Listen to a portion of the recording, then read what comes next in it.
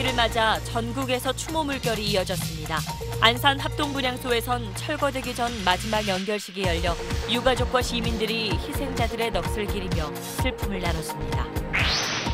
옆으로 누워있는 세월호는 예정보다 앞당긴 다음 달 중순 바로 세워집니다.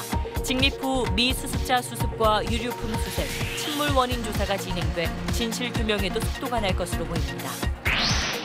댓글 여론조작 혐의로 구속된 일당이 김경수 의원이 포함된 비밀 대화방을 운영했지만 김 의원은 내용을 확인하지 않았다고 경찰이 밝혔습니다. 민주당은 이번 건으로 구속된 당원 2명을 제명하는 등 서둘러 진화에 나섰습니다. 야권은 댓글로 일어선 정권은 댓글로 망한다며 공세를 펼치고 특검까지 추진하겠다고 밝혔습니다. 노조 와해 시도 의혹과 관련해 삼성전자 서비스 노사 협상 때 모기업인 삼성전자가 개입해 배후 조종한 정황이 포착됐습니다. 검찰은 삼성전자가 경총을 협상 주체로 내세운 뒤 진행 상황을 계속 논의한 것으로 파악했습니다. 국정농단 사건으로 1심에서 징역 24년을 선고받은 박근혜 전 대통령이 항소를 포기했습니다. 이에 따라 2심 재판은 검찰이 항소한 내용을 중심으로 진행됩니다. 물벼락 갑질 논란을 일으킨 대한항공 조현민 전무가 경찰 소환을 앞두고 있습니다. 조 전무 측은 피해자의 사과의 뜻을 밝히면서도 물컵을 던지진 않았다고 주장했는데 조 전무가 유리컵을 던졌다는 진술을 경찰이 다수 확보했습니다. 서지현 검사를 성추행하고 인사보복까지 했다는 의혹을 받고 있는 안태근 전 검사장에 대해 구속영장이 청구됐습니다. 의혹이 폭로된 지 77일 만입니다.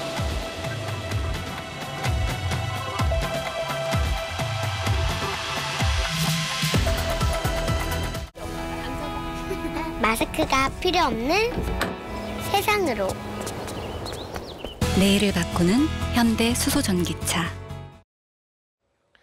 여러분 안녕하십니까? 4월 16일 오늘은 세월호 참사가 일어난 지 4년째 되는 날입니다.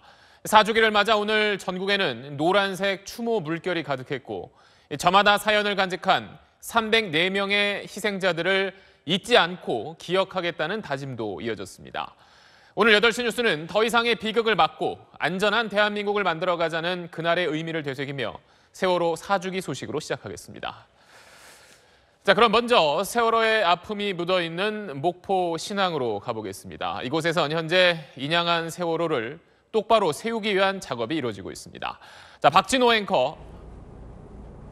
네, 목포 신항에 나와 있습니다. 네, 그것도 오늘 추모객들이 많이 찾았을 것 같은데 세월호 직립 작업은 잘 진행되고 있습니까?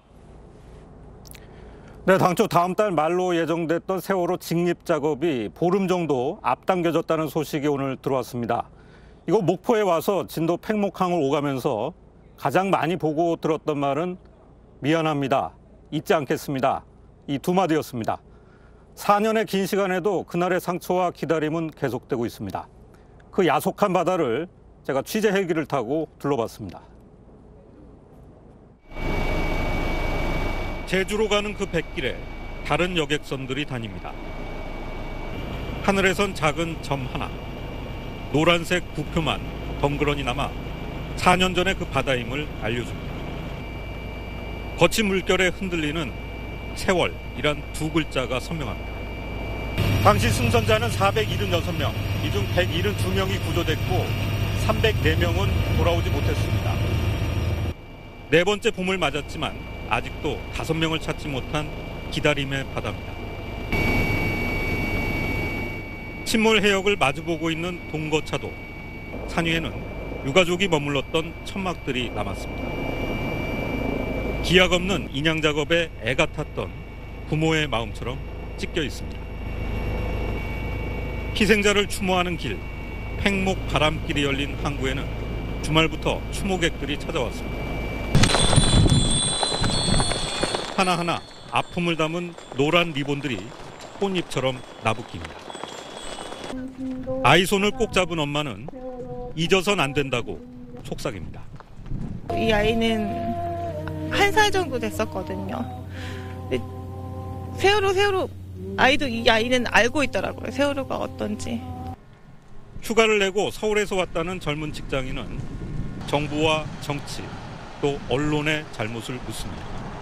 여러 가지 문제점이 그동안에 항상 있어 왔겠지만 그거를 정말 신랄하게 보여준 첫 번째 사건이어서 그렇게 더 많이 사람들 기억하고 있는 것 같아요, 아직까지. SBS 박진우입니다. 오늘 추모의 물결은 전국적으로 이어졌습니다. 안산의 합동분향소에선 마지막 연결식이 진행됐습니다. 지난 4년 동안 70만 명의 추모객이 다녀간 합동분향소는 이제 문을 닫고 새로운 추모 공간을 찾게 됩니다. 원종진 기자가 보도합니다. 안산 정부 합동분향소에는 참사 4주기를 맞아 유가족과 시민 등 5천여 명이 모였습니다. 아이들이 곁을 떠난 지 4년이 흘렀지만 그날의 슬픔은 아물지 않았습니다. 구름이 되고 바람이 되어서 너희들이 꿈꾸었던 곳에 가거라.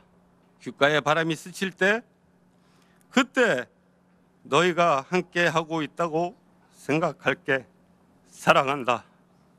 유족 일부는 헌화 도중 오열하다 쓰러지기도 했습니다. 참석한 시민도 함께 울었습니다. 그러면서도 유족들은 아이들의 희생이 헛되지 않게 만들겠다고 다짐했습니다. 우리가 안전사회로 나아가는 시작이 되게 꼭 만들 거야.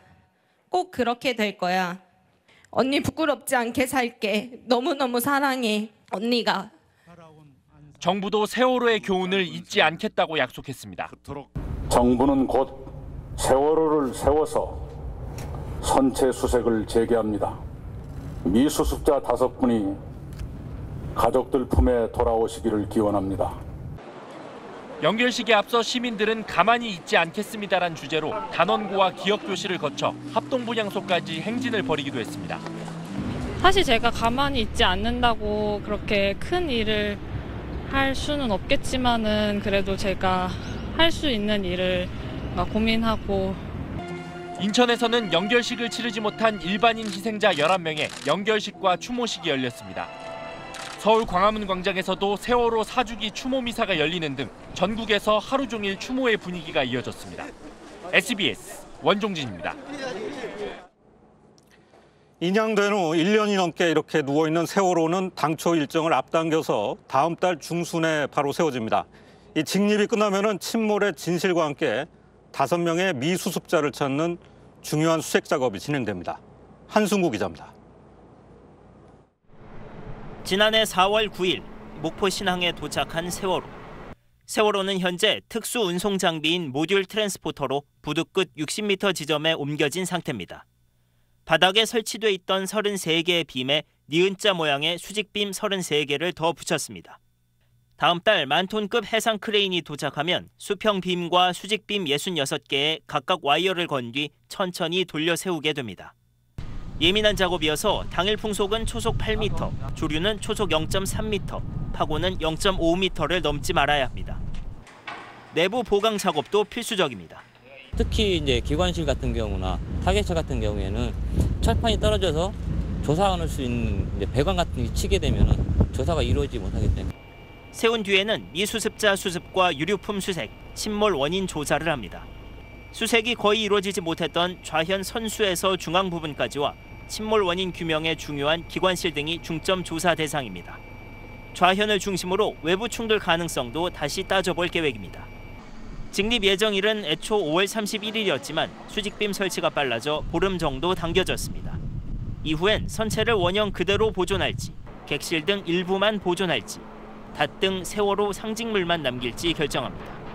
침몰 4년이 지나서야 똑바로 서게 될 세월호. 가족들은 세월호와 함께 진실도 바로 서길 기원하고 있습니다. SBS 한승구입니다. 세월호가 왜 침몰했고 왜 그렇게 빨리 가라앉았는지 가장 중요한 진상규명 작업은 이제서야 새 국면을 맞아서 활로를 찾고 있습니다. 선체조사위원회는 그동안 논란의 대상이었던 이 외부 충격의 가능성도 열어놓고 조사를 진행 중입니다. 박민아 기자가 보도합니다. 선사 측의 무리한 증톤 및 과적으로 인해 보건성이 현저히 악화된 상태에서 운항하던 중 조타수의 조타 미숙으로 인한 대각도 변침으로 배가 자연으로 기울며 제대로 고박되지 않은 화물이 좌측으로 쏠려 부실한 초기 대응 그리고 책임 회피에 급급하면서 이런 수사 결과는 국민 누구도 납득하지 못했습니다. 상급법원은 검찰이 지목한 침몰 원인 외에 조타기 등 기계적 결함 가능성도 배제하지 않았습니다. 하지만 7시간의 진실을 감추려는 박근혜 정권의 방해가 계속됐고 1기 특별조사위원회가 제 역할을 못하면서 불씨는 증폭됐습니다. 선체조사위원회가 인양된 세월호를 조사한 결과 기관실 등에 물이 들어가는 걸 막아주는 수밀문이 모두 열려있는 사실을 발견했습니다. 기울어진 지 101분 만에 완전히 가라앉은 원인은 될 수 있지만 보건성이 나쁜 배를 처음 넘어뜨린 결정적 요인을 설명해 주는 건 아닙니다. 선조위는 네덜란드 연구소에서 변수를 바꿔가면서 모형 실험을 했지만 급격한 항적과 침몰은 재현되지 않았습니다.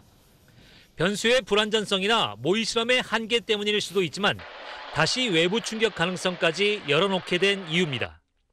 화물의 심한 흔들림과 과도하게 꺾인 스테빌라이저 등을 명쾌히 설명할 근거가 충분치 않다는 겁니다. 스테빌라이저가 처음에 원래 25도만 밖에도 안 돌아가는데 올라왔을 때 50.2도인가? 네, 돌아가 있었거든요. 그래서 문제가 있지 않냐 확인. 오는 8월 선조위가 제출할 최종 보고서에 침몰 원인 규명이 미진할 경우 제2기 특조위가 국민적 의문에 대한 답을 찾게 됩니다. SBS 박민호입니다. 단원고등학교의 박영인 남현철 군, 양승진 교사, 그리고 권재근 권혁규 부자 이렇게 5명이 아직 가족품으로 돌아오지 못했습니다. 이 선체가 바로 서면 곧바로 진행될 수색 작업에 희망을 걸고 있는 미수습자 가족들을 정다은 기자가 만났습니다. 단원고 양승진 선생님의 가족들이 대전 현충원을 찾았습니다. 순직을 인정받은 양 선생님의 첫 기일을 위해서입니다. 지웅이 왔어요. 여보, 당신의 사랑하는 아들. 세월호가 가라앉던 상황에서도 제자들에게 자신의 구명조끼를 벗어줬던 양 선생님의 유해는 아직 돌아오지 못했습니다. 가족들은 집에서 찾은 선생님의 머리카락을 태워 장례를 치러야 했습니다. 편안하게 모셔드리려고 했는데 그마저도 안 됐고, 내 남편이라는 양승희 선생님이라는 단 진짜 손가락 뼈든 발가락이든 뭐 어디든 그냥 조그마한 것이라도 찾았으면. 권오복 씨도 동생과 어린 조카를 찾지 못했습니다. 동생 재근 씨 가족은 제주도로 이사하다 참사를 당했고 다른 조카 지연 양만 살아 돌아왔습니다. 내 동생인데 지금 흔적이 없다 보니 옷가지를 태워서 지금 여기 봉안을 해놓은 거예요. 혁규도 지금 흔적이 없어요. 남겨진 가족에게 4년은 길고 힘들었습니다. 3년 반을 목포와 진도에서 보낸 형 권오복 씨는 17년간 살던 집도 팔아야 했습니다. 홀로 남은 지연 양은 학교를 3곳이나 옮겼습니다. 그 애들이 돌리고 그 애들이 다 알고 해서 개명까지 했는데도 다 아니까, 또 살던 동네에서는 그냥 애들 아니라도 어른도 다 아니까 알아가지고 이렇게 여러 얘기가 있었나 봐요. 가족들은 빠르면 5월 중순쯤 세월호가 바로 서고 시작되는 수색에 마지막 기대를 걸고 있습니다.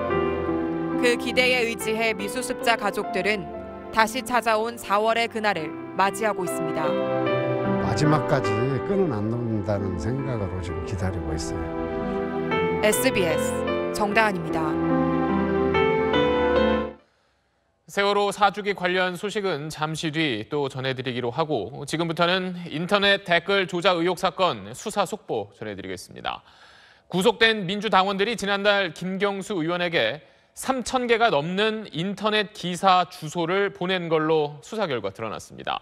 이른바 비밀 대화방을 통해서 자신들의 작업을 보고한 건데, 이 메시지를 김경수 의원이 확인하지는 않았다고 경찰은 밝혔습니다. 먼저 김정우 기자입니다. 경찰에 구속된 48살 김모 씨. 김 씨는 드루킹이란 아이디를 쓰며 더불어민주당 김경수 의원과 텔레그램에 2개의 1대1 채팅방을 만들어 운영했습니다. 먼저 지난 2016년 11월 개설된 대화방에선 32건의 대화가 발견됐습니다. 경찰은 김 의원이 지난 1월 22일에 마지막으로 채팅 내용을 확인한 것으로 조사됐다고 밝혔습니다. 여기선 댓글 관련 대화가 없었고 김 의원도 의례적인 인사말만 남긴 것으로 전해졌습니다. 경찰은 김 씨가 비밀 대화방을 통해서는 지난달 3일부터 20일까지 김 의원에게 인터넷 기사 주소인 URL 3,190개를 보냈다고 밝혔습니다. 모두 지난달에 작성된 인터넷 기사였습니다. 김 씨가 기사 댓글과 관련한 자신의 활동을 보고한 것으로 보입니다. 다만 경찰은 김 의원이 비밀 대화방을 열어보지 않은 것으로 조사됐다고 밝혔습니다. 경찰 말대로라면 김 의원이 해명처럼 지난 1월 말부터 김 씨와 연락을 끊은 것이라는 분석이 나옵니다. 김 씨 일당이 김 의원 측에 일본 오사카 총영사직으로 청탁한 인물은 국내 대형 법무법인의 변호사로 드러났습니다. 김 씨 일당은 청탁이 무산되자 김 의원 측에 협박 메시지도 보낸 것으로 확인했다고 경찰은 밝혔습니다. SBS 김정우입니다. 이와 함께 구속된 김 씨가 자신이 만든 온라인 카페 회원들을 상대로 교주처럼 행동했다는 주장도 나왔습니다. 지금 정부가 종교 집단에 점령돼 제대로 운영되지 않는다는 이상한 논리까지 폈다는 겁니다. 계속해서 이현영 기자입니다. 구속된 김모 씨가 자신이 설립한 경제 공진화 모임, 이른바 경공모 카페에서 지난달 회원들과 나눈 SNS 대화입니다.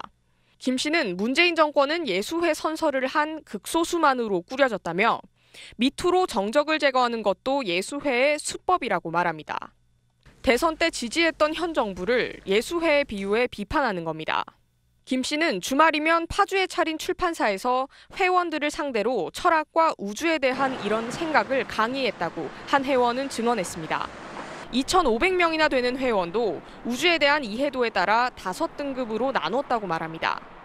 카페 등급이 우주는 있지. 우주나 태양, 지구 이렇게 나가지. 일본 멸망을 예언한 책 송하비결 등을 중심으로 강의를 들었다고도 했습니다. 이런 이해하기 힘든 논리에도 경공모 회원은 김 씨의 지시에 따라 댓글 작업을 했다고 밝혔습니다. 지난해 대선 당시에도 문재인 대통령에게 우호적인 댓글을 달고 추천을 눌렀다는 겁니다. 대선 때는 선불 운동 같은 것도 하긴 했죠. 불이 많이 달리니까 선불 좀 달아주고 추천 달아주고. 취재진이 만난 경공모 회원은 카페 목표인 경제 공진화를 위해 선의로 결정한 행동이라고 주장했습니다. SBS 이현영입니다. 경찰은 지금까지 수사 결과를 토대로 이번 사건이 드루킹이라는 아이디를 쓰는 김모 씨 일당의 범행인 걸로 보고 있습니다. 그러면서 김경수 의원을 조사할 계획은 아직은 없다고 밝혔는데 그렇다면 남는 의혹은 어떤 게 있는지 이호건 기자가 짚어봤습니다. 경찰은 김경수 의원이 드루킹의 댓글 추천수 불법 조작을 몰랐을 것으로 보인다고 밝혔습니다. 드루킹 일당의 단독 범행 가능성이 크다는 겁니다. 하지만 의혹이 모두 해소된 건 아닙니다. 경찰이 중점적으로 들여다본 건 매크로 프로그램을 통해 추천수 불법 조작이 이뤄진 지난 1월 17일의 댓글 2건뿐. 그 밖에 있었던, 특히 지난 대선 당시 있었던 수많은 여론 조작 의혹에 대해선 제대로 조사하지 않았기 때문입니다. 실제로 드루킹이 이끈 카페 경공모 회원들은 기사 좌표를 찍으면 그쪽으로 몰려가 여론 조작을 시도했다고 증언했습니다. 김 의원과 드루킹이 가까운 사이였다는 의심도 제기됩니다. 김 의원은 드루킹을 경선 전부터 대선 이후까지 여러 차례 만났다고 밝혔습니다. 드루킹이 김 의원에게 일본 오사카 총영사 후보를 추천하고 김 의원은 실제로 드루킹이 추천한 인사를 청와대에 전달했습니다. 청탁이 실패하자 드루킹 측은 지난 2월 김 의원 관련 기사에 오사카 김경수 등의 댓글 세례를 퍼붓기도 했습니다. 하지만 경찰은 수사 범위가 불법 매크로 프로그램 사용에 한정된다며 김 의원에 대한 조사 계획이 없다고 밝혔습니다. 문제의 댓글 2건 말고도 앞서 있었던 무수히 많은 여론 조작 의혹에 대해 수사할 계획이 있냐는 취재진의 질문에도 경찰은 답변을 피했습니다. SBS 이호건입니다.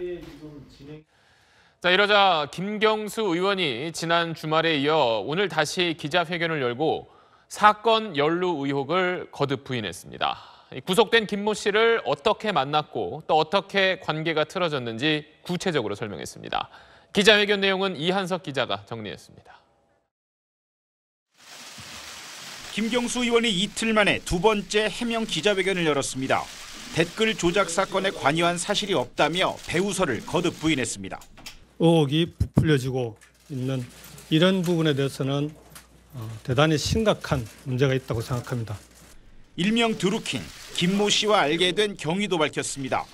김 씨가 지난 2016년 중반 당시 문재인 전 대표를 돕겠다며 자신을 찾아왔고 이후 김 씨 요청에 따라 경기도 파주 사무실을 2차례 격려 방문하기도 했다고 말했습니다. 전문가 그룹의 자발적인 지원이라고 생각해 안희정 전 지사가 강연할 수 있도록 김 씨를 소개해주기도 했다고 했습니다. 그러다가 대선 이후 김 씨가 대형 로펌 변호사를 오사카 총영사로 추천해 자신도 추천 차원에서 청와대에 전달했는데 외교 경험이 부족해 받아들여지지 않자 그때부터 김 씨가 돌변해 협박까지 했다는 겁니다. 자기들이 돈들도 많이 있고 한데 문재인 정부에 등을 돌리면 어떻게 되는지 이것도 보여줄 수 있다. 청와대도 김 의원으로부터 협박 사실을 듣고 민정비서관이 피추천인을 한 차례 만났지만 최종적으로 부적합 판정을 내렸다고 설명했습니다. 더불어민주당은 김 씨 등 2명을 제명하고 진상조사단을 꾸리는 등 부랴부랴 사태 수습에 나섰습니다. 그러나 당 대표까지 나서 댓글 조작 의혹을 고발한 게 예상치 못한 부메랑으로 돌아오자 곤혹스러움을 감추지 못하고 있습니다. SBS 이한석입니다. 야권은 정부와 여당을 향해 파상 공세에 나섰습니다. 댓글로 일어선 정권은 댓글로 망한다며 진상규명을 위해서 특검까지 추진하겠다고도 밝혔습니다. 정치권 반응은 권란 기자가 전해드립니다. 절대 권력은 절대 부패한다. 그래서 우리도 망했다. 한국당은 이런 자조적인 문구까지 내걸고 정부 여당에 날을 세웠습니다. 댓글 조작 사건에 김경수 의원 개인은 물론 윗선이 연루됐을 가능성도 크다며 정권 차원의 게이트로 몰아붙였습니다. 댓글로 일어선 정권, 댓글로 망할 수 있다. 여신이 보여주는 그런 사건이라고. 바른미래당과 민주평화당도 이명박 박근혜 정부의 댓글 공작에 빗대며 민주주의 근간을 훼손하는 범죄라고 비판했습니다. 자원봉사자가 오사카 총영사를 요구할 수가 있을까? 그것에 대한 합리적인 의심을 많은 국민들께서 하고 있다는 점 말씀드립니다. 야3당은 특검 추진 카드도 꺼내들었습니다. 일명 드루킹과 김경수 의원이 어떤 내용의 문자 메시지를 주고받았는지 또 수사 과정에서 증거인멸이나 방해는 없었는지 특검이 밝혀내야 한다는 겁니다.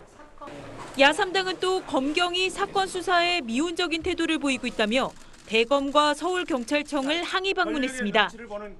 권력의 눈치를 보는 검찰, 권력의 눈치를 보는 경찰, 더 이상 수사를 할 자격이 없다고 생각합니다. 특검 추진을 매개로 야3당의 공조체제가 구축되면서 대여 압박 수위도 한층 높아지고 있습니다. SBS 권란입니다. 이번 사건에는 매크로 프로그램이란 말이 자주 등장합니다. 이 매크로는 명령어를 한 번만 입력하면 정해진 작업을 반복 수행하는 걸 말합니다. 이걸 이용하면 자동으로 1초에도 수십 번의 클릭이 가능하기 때문에 구하기 힘든 명절 기차표나 또 공연 티켓 이런 거 쉽게 살 수 있고 인터넷 댓글 추천 숫자도 순식간에 늘릴 수가 있게 됩니다. 때문에 인터넷 여론도 의도한 대로 조작할 수 있다는 분석입니다. 그 실태를 김수영 기자가 취재했습니다. 정부를 비판하는 뉴스 댓글에 공감하는 숫자가 순식간에 올라갑니다. 매크로 프로그램으로 여론의 흐름을 바꿔놓은 겁니다. 조작의 실태를 알아보기 위해 포털 게시물 순위를 조작한 혐의로 기소돼 처벌을 받았던 A씨를 만났습니다. A씨는 게시물 조작은 아이디를 다량으로 사모으는 일에서 시작한다고 말했습니다. 우리나라 그 대기업 업체가 해킹당한 적 있잖아요. 아이디를 이제 추출한다고 합니다. 보통 사람들이 아이디랑 비번을 다 같이 똑같은 걸 많이 쓰잖아요. 보통 100개 단위로 샀어요. 인터넷에서 구입한 매크로 프로그램에 아이디를 입력하고 IP 변경 프로그램을 돌리기만 하면 끝입니다. 아이디랑 비번 그 텍스트 파일을 불러들여가지고 몇 초 단위다 추천, 비추천을 누르나 그걸 설정을 해주면 지가 알아서 쫙 돌아갑니다. 뉴스 댓글은 물론 블로그, 지식인까지 순위를 올리는 건 식은죽 먹기였고 조작의 대가로 돈을 받았다고 말했습니다. 보통 이제 한 3-4시간 투자를 해가지고 500 이상 정도의 수익을 얻을 수가 있다고. 네이버를 비롯한 포털들은 매크로에 당했다는 사실을 지금껏 공식적으로 인정한 적이 없습니다. 우리나라 포털 사이트들은 광고 수익을 갖고 먹고 살지 않습니까? 근데 그런 수치가 조작됐다 그러면 광고 단가가 굉장히 낮아지고 부정적인 영향을 미칠 수가 있거든요. 정보와 여론이 집중된 포털이 조작 의혹에 휩싸이면서 신뢰도에도 금이 가고 있습니다. SBS 김수영입니다. 다음 소식입니다. 김기식 금감원장을 둘러싼 논란과 관련해 선거관리위원회가 조금 전 위법하다는 결론을 내렸습니다. 현장에서 최고은 기자가 전해드립니다. 네, 김기식 금감원장을 둘러싼 논란과 관련해서 조금 전에 중앙선거관리위원회가 위법이다 이렇게 결론을 내렸습니다. 지금 제가 손에 들고 있는 게 10분 전쯤 선관위가 기자들에게 배포한 자료인데요. 좀 살펴보겠습니다. 문구를 좀 읽어보면요. 종전의 범위 안에서 회비를 납부하는 것은 공직선거법에 위반되지 않지만 그 범위를 벗어나서 특별회비 등의 명목으로 금전을 제공하는 것은 113조 위반이다. 이런 문구가 있습니다. 이거는 김기식 금감원장이 의원 시절에 받았던 내용과 거의 동일하다고 볼 수가 있고요. 보좌진들에게 퇴직금을 준 문제에 대해서는 정치자금법 위반이 아니다. 이렇게 결론을 내렸습니다.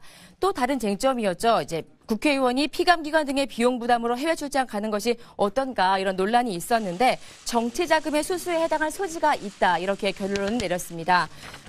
다만 국회의원이 국회 예산으로 해외 출장을 가는 것의 적법성 여부에 대해서는 이 선관위의 소관사항이 아니다. 이렇게 좀 열려있는 결론을 내린 상황입니다. 오늘 선관위의 전체 회의는 한 4시간 정도 진행이 됐습니다. 제가 회의장 바깥에서 지켜보니까 이제 1차 질의 검토를 마쳤었던 조사국 담당자들이 서류를 가지고 계속 회의장을 드나드는 모습을 볼 수가 있었습니다. 청와대는 답변서를 전달받은 뒤에 입장을 밝힐 것이라고 했지만 아직 공식적인 입장은 나오지 않고 있습니다.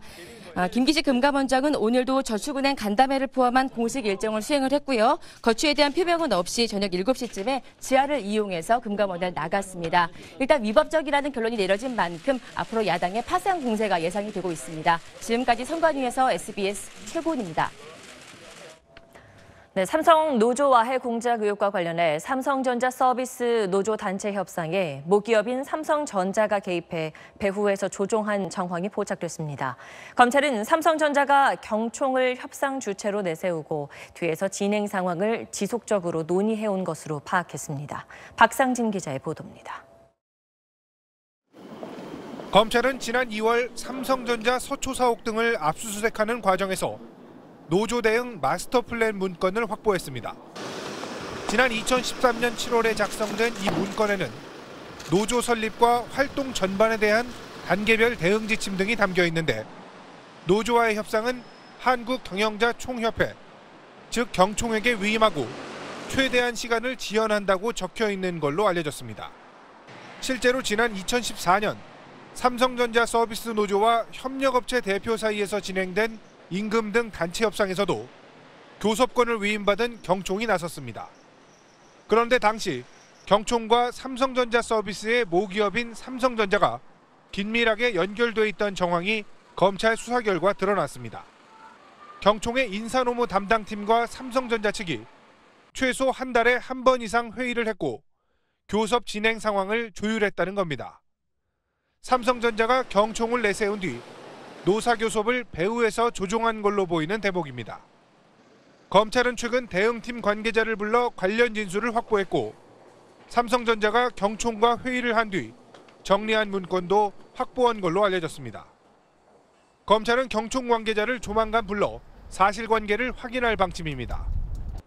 이에 대해 삼성전자는 실제로는 실행되지 않은 검토 의견이 문건에 적혀 있을 수 있다며 수사 중인 사안이라 확인이 어렵다고 밝혔습니다. SBS 박상진입니다. 여기에서 나아가 삼성전자가 자회사 노조의 비공개 협상을 제안해 실제 협상이 이루어졌던 정황도 포착됐습니다. 이 비밀 협상 배후엔 삼성의 컨트롤타워 미래전략실이 있었던 것으로 알려졌습니다. 이어서 박원경 기자입니다. 2014년 당시 삼성전자 서비스 노조와 협력업체 대표들의 교섭권을 위임받은 금속노조와 경총의 단체 교섭은 수차례 결렬되며 헛돌았습니다. 노조의 파업 결의와 노조원 사망으로 갈등이 고조되자 양측은 2014년 5월부터 비공개 교섭에 들어갔습니다.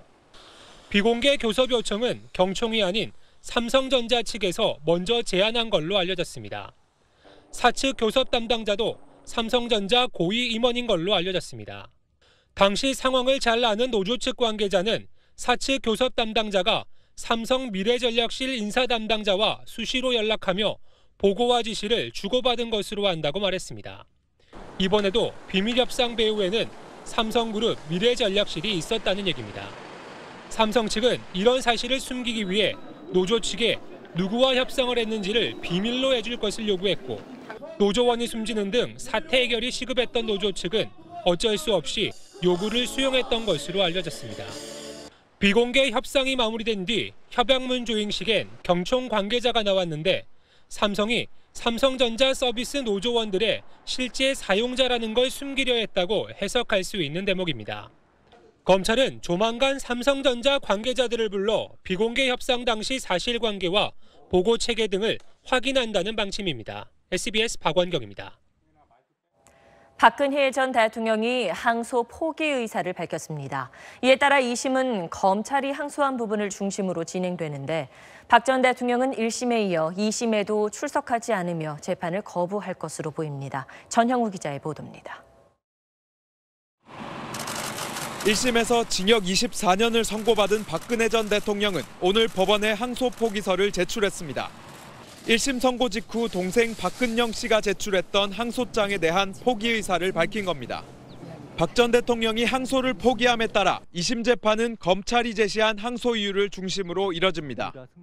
따라서 1심에서 무죄 선고된 부분을 집중적으로 심리하게 돼 2심에서 박 전 대통령의 형량이 줄어들 가능성은 적습니다.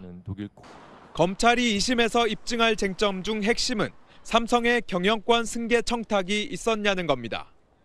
1심에서 삼성의 말 구입비 등 72억 원의 뇌물죄가 인정됐지만 동계영재센터 후원금 16억 원과 미르 K스포츠재단에 지원한 204억 원의 제3자 뇌물죄는 무죄 선고됐습니다.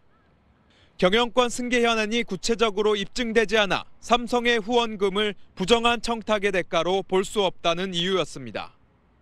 박 전 대통령의 2심에서 삼성의 경영권 승계 현안이 인정될 경우 이재용 삼성 부회장의 대법원 상고심에도 영향이 있을 것으로 보입니다. 지난해 10월 법원이 구속기간을 연장한 데 반발해 모든 재판에 불출석한 박 전 대통령이 항소까지 포기함에 따라 2심 재판도 벌석 재판으로 이어질 전망입니다. SBS 전영우입니다. 서지현 검사를 성추행하고 인사보복도 했다는 의혹을 받는 안태근 전 검사장에 대해 구속영장이 청구됐습니다. 지난 1월 말 서 검사의 폭로 이후 77일 만입니다. 박현석 기자의 보도입니다. 검찰 성추행 진상조사단은 안태근 전 검사장에 대해 직권남용 혐의로 구속영장을 청구했습니다.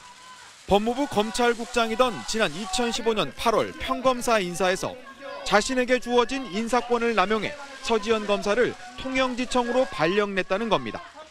지난 1월 29일 서 검사는 안 전 검사장이 2010년 한 장례식장에서 자신을 성추행했고 사과를 요구하자 보복 인사가 뒤따랐다고 폭로했습니다. 폭로 이틀 뒤 바로 검찰 내 진상조사단이 구성됐지만 안 전 검사장에 대한 구속영장 청구까지는 77일이 걸렸습니다. 조사단은 검찰국 등에 대한 압수수색을 통해 당시 인사자료 등을 확보했지만 보복 인사의 증거와 진술 확보에 어려움을 겪은 걸로 알려졌습니다. 검찰은 결국 안 전 검사장의 신병 처리 문제를 결정하지 못한 채 수사심의위원회에 판단을 넘겼고 지난주 구속 기소 의견이 나왔습니다.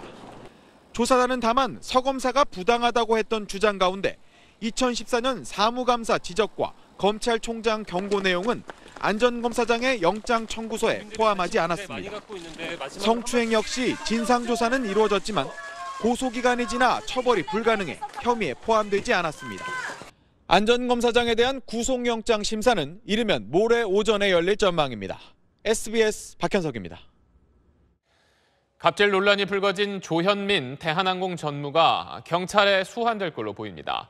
경찰은 조현민 전무가 광고 대행사 사람들과 회의 자리에서 유리컵을 던졌다는 진술을 확보한 걸로 알려졌습니다. 경찰 수사 내용을 김민정 기자가 단독 취재했습니다. 서울 강서경찰서는 지난달 16일 광고 대행사와 회의에 참석했던 대한항공 측 관계자로부터 조 전무가 유리컵을 던졌다는 진술을 확보했습니다. 그러나 이들은 조 전무가 사람이 있는 방향으로 컵을 던지지는 않았다고 진술한 것으로 알려졌습니다. 조 전무가 음료수병을 던졌는데 안 깨지자 분이 안 풀려 물을 뿌렸다는 익명 게시판의 글과 비슷한 취지의 진술입니다. 15일 귀국한 조 전무 측은 유리컵을 던지지 않았고 물도 뿌린 적 없으며 컵을 밀치기만 했다고 주장하고 있습니다. 경찰은 오늘부터 A광고 대행사 관계자들을 불러 조 전무가 회의 당시 물컵을 던졌는지, 물컵이나 튄물에 맞았는지 등을 조사하고 있습니다. 피해를 입은 당사자는 간부급으로 알려졌습니다. 경찰은 조 전무가 컵으로 상대방을 맞췄거나 겨냥해 던졌다면 특수폭행 혐의까지 적용할 수 있을 것으로 보고 있습니다. 조 전무는 대한항공 직원들과 피해자 측에 사과 메일을 보내는 한편 곧바로 변호인을 선임하고 임박한 경찰 조사에 대비하고 있습니다. 하지만 직원에게 폭언을 하는 녹취록이 공개되면서 여론은 계속 악화되고 있습니다. 경찰은 광고 대행사 측 관계자들 조사를 늦어도 내일까지 마무리한 뒤 조 전무를 피의자로 전환해 정식 수사에 착수할지 여부를 결정할 방침입니다. SBS 김민정입니다. 이른바 땅콩 회항 사건에 이어 또다시 총수 일가와 관련된 논란이 불거지자 대한항공의 상징인 태극 마크를 반납하게 해야 한다는 목소리도 커지고 있습니다. 이렇게 갈수록 파장이 커지자 대한항공은 오늘에서야 뒤늦게 조현민 전무를 대기 발령 조치했습니다. 이어서 이강 기자입니다. 2014년 12월 기내 서비스가 좋지 않다며 비행기를 돌리게 했던 장녀 조현아 현 칼호텔 네트워크 사장의 이른바 땅콩 회항 사건. 여러분들께 신뢰를 드려 진심으로 사과드립니다. 죄송합니다. 집행유예가 끝나기도 전 조 사장은 지난달 그룹 계열사 사장으로 전격 복귀해 따가운 눈총을 받았습니다. 앞서 둘째인 조원태 현 대한항공 사장은 2000년 단속경찰관을 치고 도주하다 시민에게 붙잡히는가 하면 2005년엔 남포군전에 항의하는 70대 할머니를 폭행한 혐의로 입건됐습니다. 이런 가운데 셋째 조현민 대한항공 전무마저 물벼락 갑질에다 평소에도 직원들에게 폭언을 했다는 추가 폭로가 이어지고 있습니다.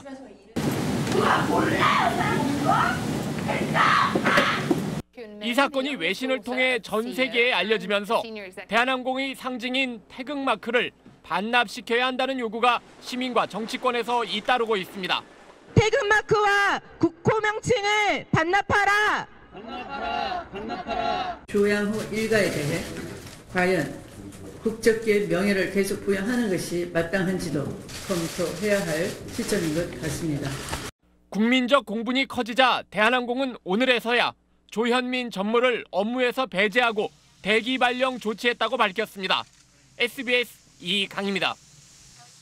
다음 소식입니다. 오늘 오전 60대 남성이 서울의 한 요양병원에 들어가 흉기 난동을 벌였습니다.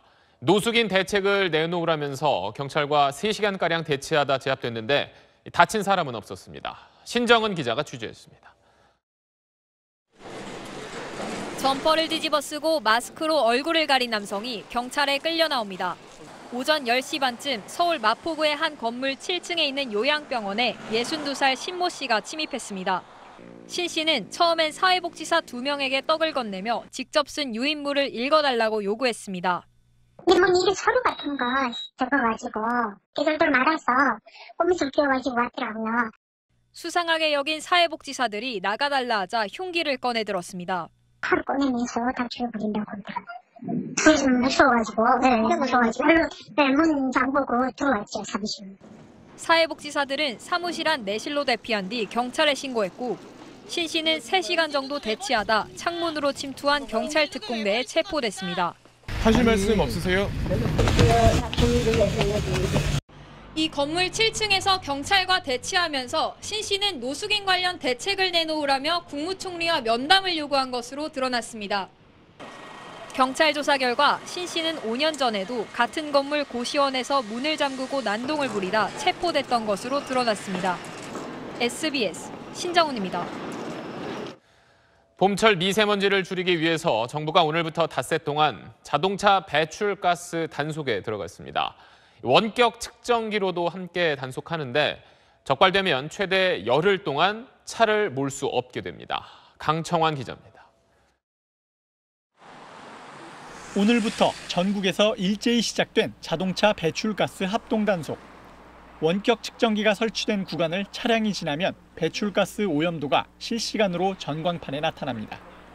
이렇게 전광판에 나쁨이라고 뜨면 배출가스 기준치를 초과해 단속 대상이 됐다는 의미입니다. 차량이 지나갈 때 측정기가 도로 맞은편 반사 거울로 적외선과 자외선을 쏘아보내면 자동차 배출가스를 거쳐 반사된 광선을 분석해 가스의 성분을 측정하는 원리입니다. 휘발유와 LPG 차량이 대상입니다.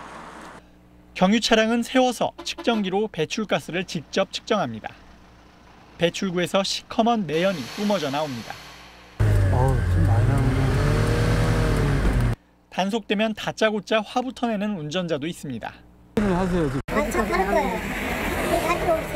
처음 적발되면 15일 이내에 환경부가 지정한 정비소에서 오염된 배출가스가 덜 나오도록 정비를 받아야 합니다. 이를 어기면 최대 열흘까지 차량 운행이 정지되고 이를 무시하고 또 운행하면 300만 원 이하 벌금형을 받습니다. 봄철 미세먼지 관리를 집중적으로 하기 위해서 이번에 전국 지자체와 동시에 집중 단속을 하게 되었고 미세먼지 관리에 대한 경각심을 일깨워드리고 그리고 참여하실 수 있게 하기 위해서 이번 단속은 전국 240여 지점에서 오는 20일까지 계속됩니다. SBS 강청환입니다.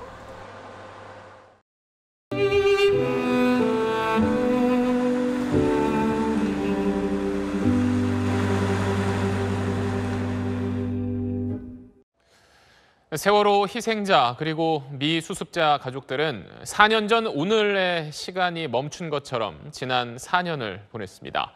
가족협의회 집행위원장인 유경근 위원장을 제가 오늘 낮에 만나서 어떻게 지내시는지 또 사주기를 맞는 심정은 어떤지 들어봤습니다. 의원님 안녕하세요. 네, 안녕하세요. 먼저 일단 희생자 가족분들하고 미수습자 가족분들 안부부터 좀 여쭤보겠습니다. 어떻게 지내시나요? 생각보다는 잘 버티고 있습니다. 건강상이나 또는 생활상에 많은 문제점이 있는 건 사실이지만 우리 아이들이 지니고 간 마지막 추억이 사실은 벚꽃이고 봄이었거든요. 그동안 이 1주기, 2주기, 3주기 모두 비가 오거나 춥거나 굉장히 날씨가 안 좋았었어요. 그래서 많은 분들이 아이들이 눈물을 흘린다 또는 아이들이 화를 내고 있다 이렇게 얘기를 해왔는데 처음으로 오늘 4주기인 오늘은 아주 화창하고 따뜻한 날입니다. 얼마 전에 박근혜 전 대통령 이제 1심 선고가 나왔고요. 또 당일 7시간 행적에 대해서 검찰이 수사 결과를 발표했는데 그 이제 결과를 들으시면서 좀 어떤 생각이 드셨는지 좀 궁금합니다. 적어도 그 시간에 다른 무엇라도 하고 있었으면 좋겠다. 전혀 관계없는 일이라 하더라도 무언가 일을 하고 있었으면 좋겠다. 그런데 그런 바람이 무색하게 아무것도 안 했을 뿐만 아니라 그냥 종일 침실에 있었다는 것이고 너무 허무하고요. 그런 사람을 우리가 대통령이라고 믿고 좀 도와달라고 그렇게 많이 요청하고 부탁하고 이 세월호 참사가 결국 박근혜 전 대통령의 탄핵의 단초가 되었었죠. 가장 무거운 어떤 형벌로서 결론이 내려질 것으로 저희들은 기대하고 있습니다. 지금 2기 특조위 사회적 참사 특별조사위원회가 출범을 했습니다. 9분의 위원 가운데 지금 자유한국당이 추천한 황전원 위원이 사실은 그 자리에 있으면 안 되거든요. 그 당시 여당의 어떤 조직적인 방해, 그것을 몸소 앞장서서 실천을 했던 사람입니다. 이런 모습을 통해서라도 좀 사퇴를 더 강하게 좀 요구하고 싶은 마음이었죠.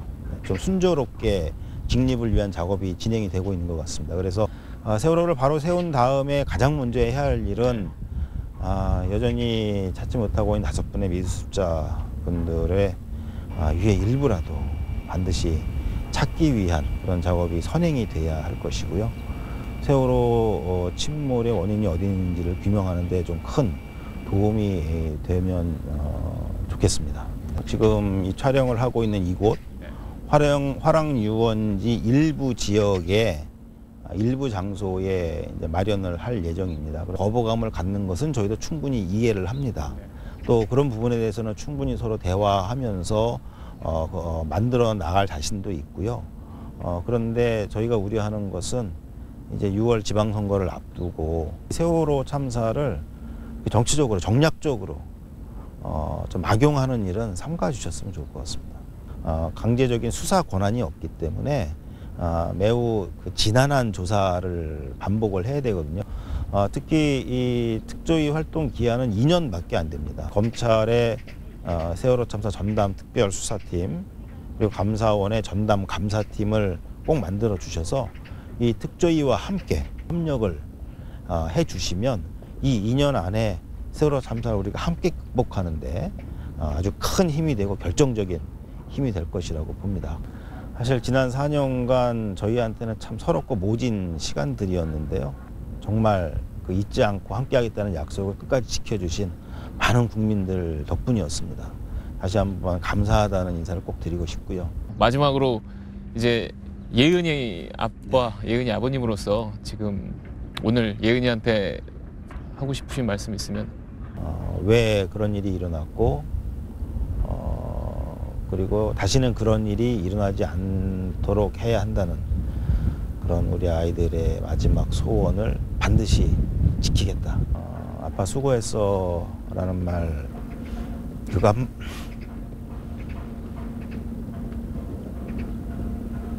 그거 한마디만 해주면 좋겠습니다. 그게 제 소원입니다. 네, 다음 소식입니다. 우리 군은 미국 록히드 마틴에서 스텔스 전투기 F-35를 사들이면서 한국형 전투기 KF-X에 적용할 21가지 기술을 받고 있습니다. 이렇게 비싼 무기 살 때 기술을 이전받거나 국산 무기 수출 같은 대가를 보장받는 걸 절충교역이라고 하는데 우리 방위사업청이 절충교역 제도의 대폭 축소 방침을 정한 것으로 SBS 취재 결과 확인됐습니다. 이유는 뭔지, 부작용은 없는지 김태훈 국방전문기자가 취재했습니다. 현재는 $10,000만 이상 무기 도입 사업에는 절충교역이 의무 적용됩니다. 그런데 방사청이 미국의 해외 무기 판매, 즉 FMS 방식에 이어 일반 상업거래 방식에서도 절충교역을 대폭 축소하기로 방침을 정했습니다. 실익이 크게 없다는 지적 때문입니다.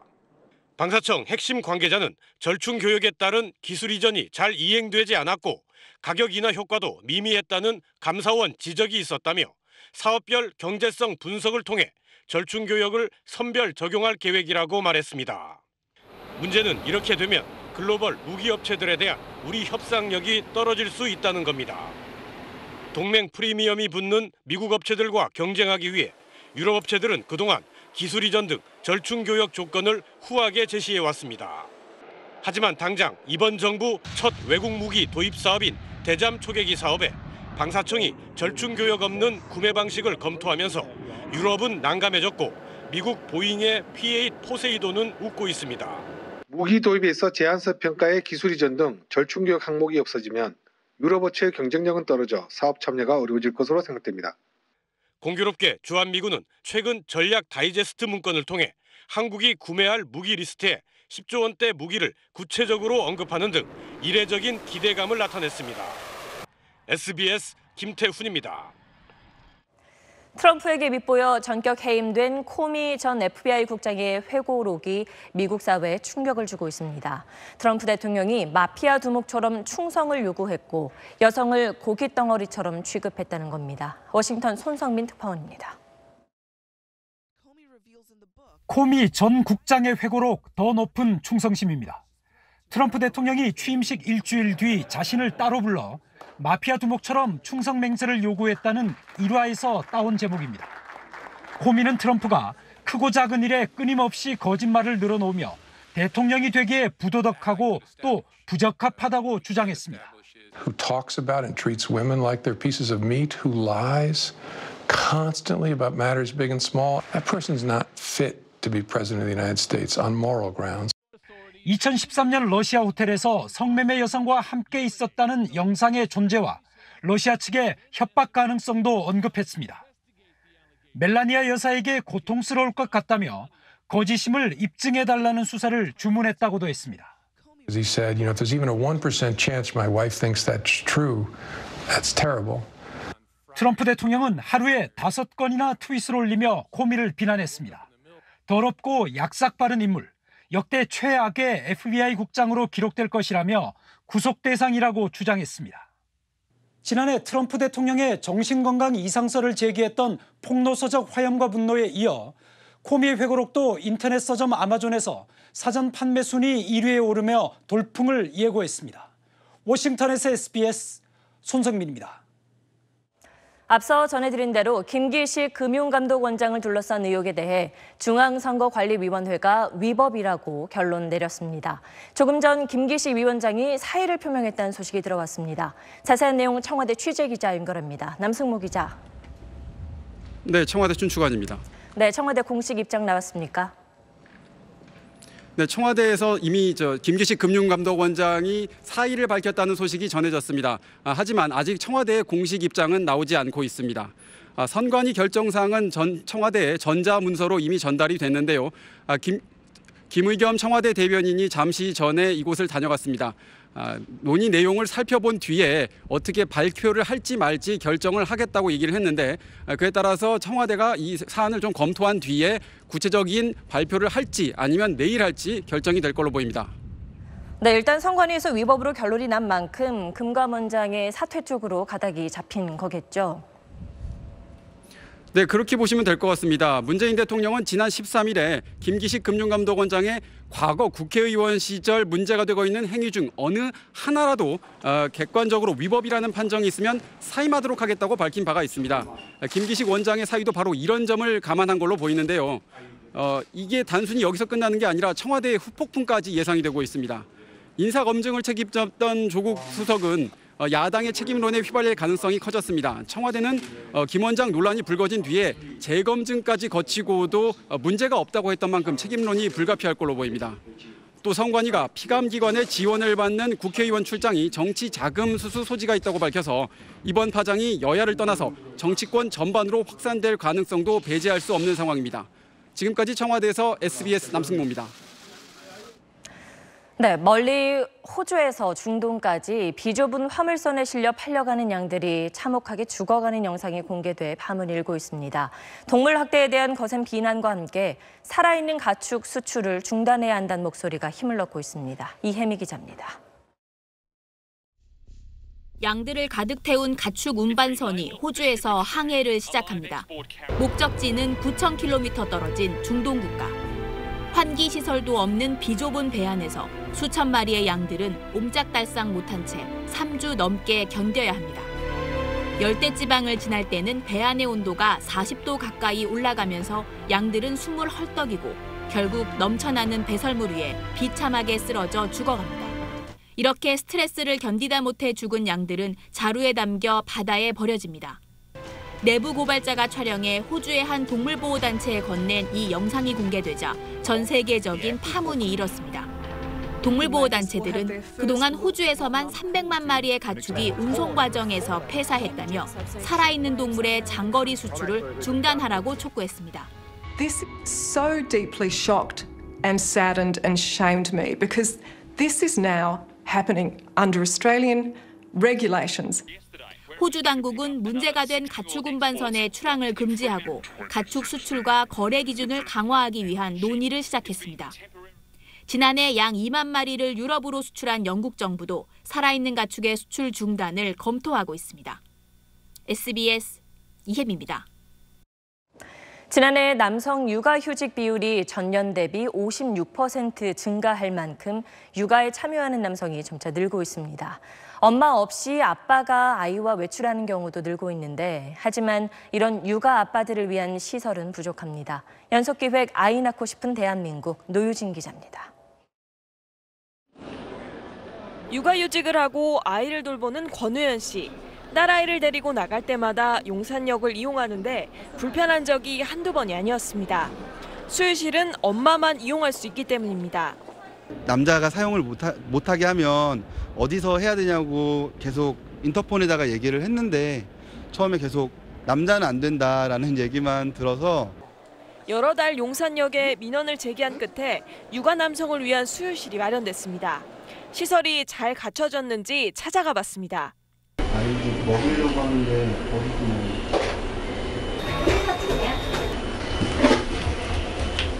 여기? 직원이 안내한 곳으로 가봤더니 엉뚱하게도 고객 지원실. 수유실에 꼭 필요한 기저귀 가리대도 없습니다. 기저귀 가리대와 세면 시설이 잘 갖춰진 여성 수유실과는 대조적입니다. 씻어야 되는데 그런 것들이 되게 많이 이렇게 구비가 되어 있지 않고 그냥 사무실 한켠에서 해결을 하라고 얘기를 들으니까 솔직히 아빠 입장으로서 많이 불편하죠. 그나마도 이렇게 아빠들이 이용할 수 있는 시설이 있는 곳은 나은 편입니다. 수서역에는 육아 남성을 위한 수유 시설은 없습니다. 기저귀 가리대가 남자 화장실에 마련돼 있긴 하지만 문이 잠겨 있어서 쓸 수 없습니다. 남성 공중 화장실에도 영유아용 기저귀 가리대를 1개 이상 설치하도록 법에 명시돼 있지만 지키지 않는 곳이 많습니다. 남자 화장실 중에 하나만 설치하면 되는 건가요? 아니요, 그거는 아니고요. 그냥 화장실별 하나죠. 보건복지부가 아빠들의 육아 고민과 관련된 인터넷 게시글 2만 6천 건을 분석했더니 정보 부족으로 겪는 어려움이 35%, 아빠 육아자를 위한 인프라 부족이 19%를 차지하는 만큼 남성 육아자를 위한 시설 확충이 시급합니다. SBS 노진입니다.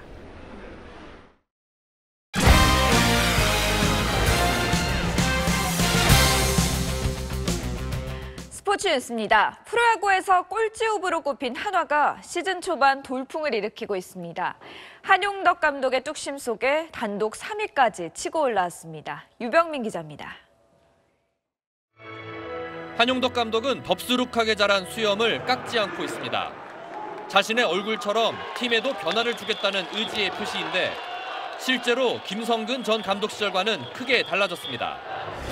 올 시즌 희생 번트 1개만 기록할 정도로 화끈한 공격 야구를 펼친 게 가장 눈에 띕니다.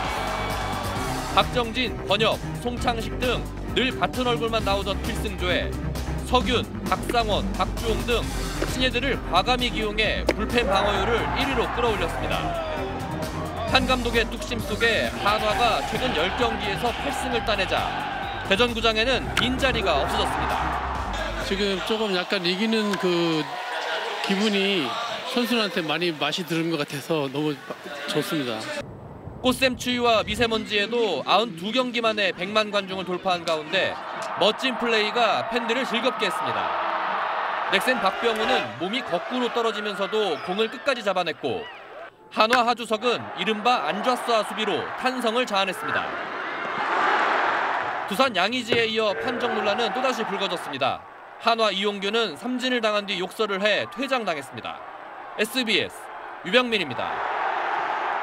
2016년 리우올림픽에서 양궁 2관왕에 오른 장혜진 선수가 올해 아시안게임 대표로 선발됐습니다. 이번에 처음으로 도입되는 혼성전까지 3관왕에 도전합니다. 서대원 기자입니다. 장혜진은 29살이던 2년 전 첫 출전한 올림픽에서 2관왕에 오르며 늦깎이 신궁 신화를 썼습니다. 키가 작아 땅콩으로 불렸지만 땅콩 중에 최고가 되겠다며 붙인 별명 짱콩이 화제가 되기도 했습니다. 올림픽 메달 따기보다 어렵다는 국가대표 선발전에서도 짱콩의 저력은 여전했습니다.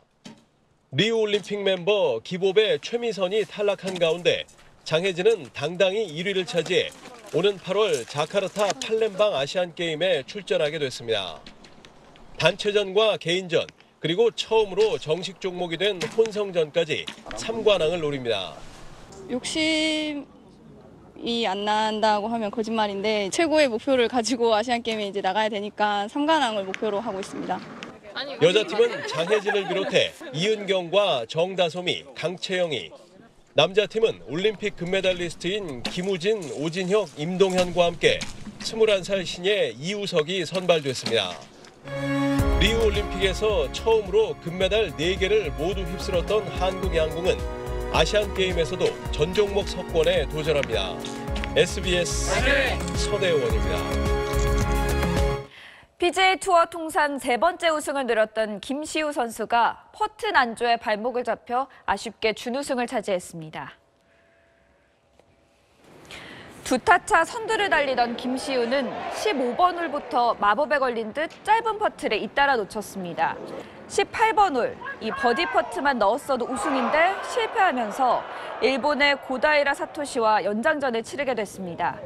초청 선수로 출전한 고다이라가 3차 연장에서 7m 버디 퍼트 한 방으로 승부를 끝냈습니다. 김시우는 다 잡았던 우승을 놓쳤습니다.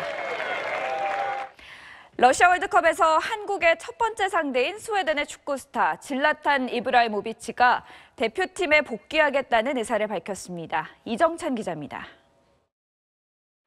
스웨덴 국가대표로 역대 최다인 62골을 자랑하는 질라탄이 러시아 월드컵을 향한 강한 의지를 보였습니다.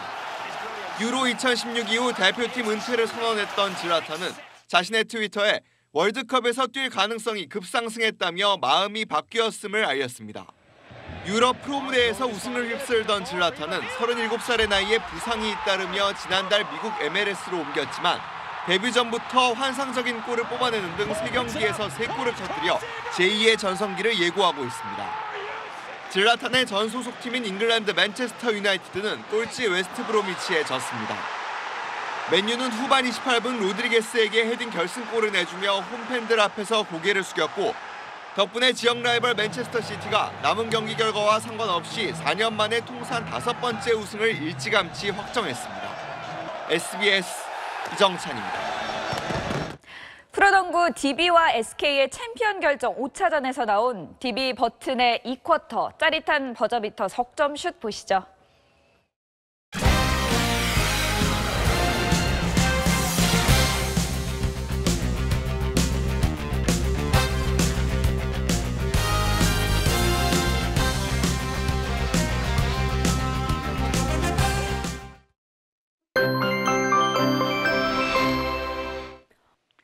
날씨가 꼭 오늘만 같으면 좋을 텐데 내일은 다시 미세먼지가 쌓입니다. 대기가 정체되는 중서부 지방을 중심으로 먼지 농도가 높아지는 곳이 많겠습니다.